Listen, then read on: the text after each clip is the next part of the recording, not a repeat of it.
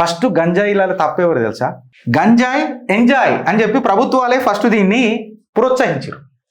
అదే రోజు ఉక్కుపాదం పెట్టి తొక్కితే ఇది అవుతుండేనా? కమిషనర్ ఎందుకు మార్చినావు? అవునా కదా? అంటే ఇప్పుడు ఇది ఎట్లుంటుంది అంటే మా ఓల్డ్ సిటీ వాళ్ళకి ఎక్కువ తెలుసు అబ్బా. ఇప్పుడు పతంగ ఎగిరేస్తాం, పతంగ ఎగిరేసే వాళ్ళకి తెలుస్తుంది. ఈ పోరలు ఇవాళ రేపు సాఫ్ట్ అయిపోయారు. బరేలి మాంజలు అవన్నీ చైనీస్ మాంజలు వచ్చేసి అయిపోయేసరికి మజా అంత లేదు.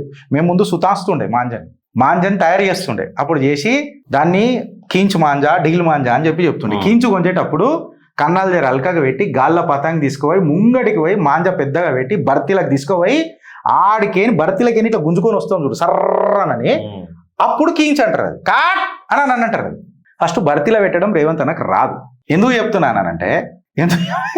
చెప్తున్నానంటే ఫార్ములా సలహా ఇవన్నీ ఈ కీంచు గుంజేటప్పుడు ఏమైనా చేస్తున్నాడా? ఫ్యాక్ట్ అవుతున్నదా? అక్కడ కీంచు గుంజినట్టు అనిపిస్తున్నదా? ఒక లొప్పస్ పతంగ తెచ్చుకున్నారు వీళ్ళు. లొప్పస్ అంటే లొప్పసు అది ఇట్లా ఇట్లా బద్దలు ఇట్లా ఒంగుతాయి చూడు, ఇట్లా అది గాలిలో ఇట్లా అనగానే ఇట్లా ఒంగి లేచిపోతుంది. దాన్ని లొప్పస్ పతంగ అని అంటారు. అన్న తెలంగాణ ప్రజలు కడికం అడుగుతున్నారే, కడికం కావాలని అడుగుతున్నారు. మన దగ్గర లేకపోయా.